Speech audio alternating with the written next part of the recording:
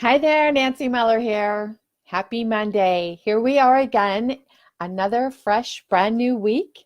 I hope you all are loving your life, partying like purple, and remembering that life is all about choices. Today, I want to talk about anxiety. I've been talking to someone who has been facing some anxiety in her life, and so I felt like today would be a really great day to talk about this. Where does anxiety come from? Why does it crop up? Especially when we feel like everything's going right in our life. We've worked hard, we had a goal in mind, we've superseded that goal, we've started to realize and live our dreams. Life is happy, life is going along just exactly the way that we always hoped it would. But now we have anxiety. So I wanted to talk a little bit about anxiety today and how you can master your beliefs around that. What do I mean by that? Remember, everything I talk about, it's always about mastering your beliefs, mastering your beliefs. And people wonder, like, what exactly does that mean? Does that mean I have to change the way I believe? Absolutely not. What it means is that you have to be aware of where your beliefs come from.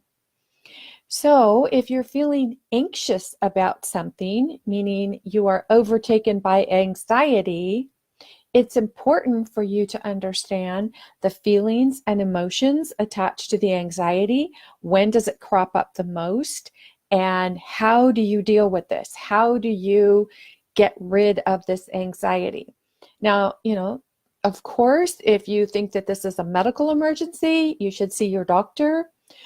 But when you think about the emotions, where it's coming from, stop and ask yourself, what is it that is going on in my life right now that was not going on prior to the anxiety? So if it's a matter of you have reached a certain level of success, you've reached a goal maybe. Some people will say, well, you're just feeling anxious because you've reached a goal and now you feel like there's nothing left to do. So you need to find a new goal. Not necessarily true. Think about, again, what was going on before the anxiety that is not going on now. So if you had a goal in mind and you were striving for something and you were busy, trying to get to that goal, so all of your conscious and subconscious thoughts were on reaching that goal, everything in your thought process was geared towards reaching that goal. Now that you've reached that goal, and maybe it was financial success, maybe you had a certain dollar amount in your mind that you said, okay, when I reach this, I will feel successful. Maybe it's a health goal. When I reach this health goal, I will feel successful. Maybe spiritually, you are leveling up, awakening up. You are not awakening up, waking up or awakening. Whatever it is, when you feel that you've reached that point, now you're starting to wonder, have I really gotten here? But now that I'm here, what do I do? Is this all it was? Is this all it took? Because we're so used to struggle. And when we are no longer in a flux of struggle, we don't know what to do with ourselves. The thing is, life is not meant to be a struggle. Life is meant to be love. You come from pure love and light. That is where you originate from. And we are here on earth on our journey back to love and light, right? That's where we come from. That's where we're going. So everything in between, it's either a struggle or peace. Struggle comes from fear. Fear comes from darkness. Peace, love comes from light.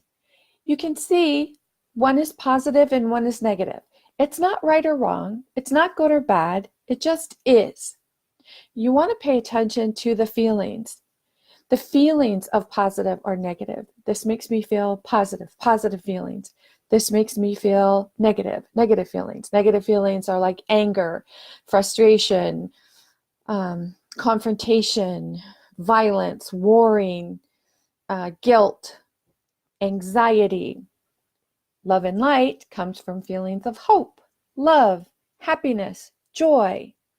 So when you are striving to reach a goal and you are struggling, that is something that you know. That makes sense. This is what you've been in and struggled around, and it makes sense to you. It's like, okay, I know I have to struggle. I have to struggle to get to where I want.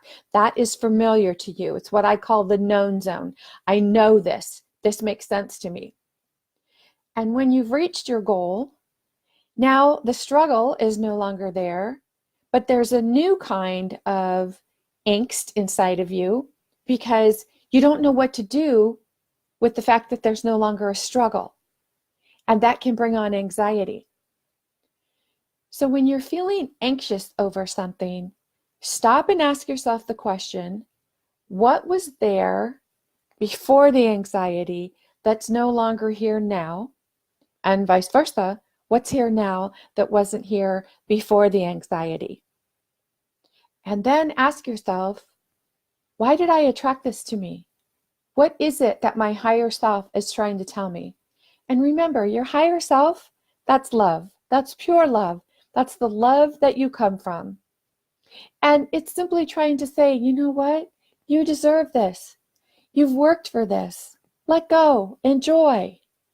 But it's so hard for us because when we get to that point, so many of us say, oh, who am I to be enjoying this? Do I really deserve this? And then we have what's called the imposter syndrome.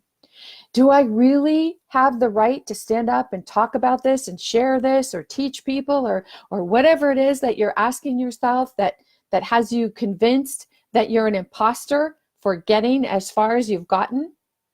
Yes, you deserve that. Because if it wasn't meant to be, you wouldn't be on this path. So if you're feeling anxious in any way in your life and you're trying to make some sense of it, remember, you almost cannot figure out the problem.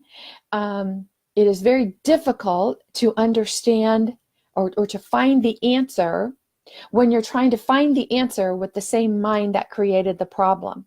I think that was Einstein that said that. So it helps to get a different viewpoint. It helps to get a viewpoint from someone who is maybe has not, come with you on this journey. Someone who can help you ask yourself some questions, those hard questions about what was there prior to where you are now. That's not there, that wasn't there before. So ask yourself these questions. Ask some people, hey, what do you see different about me?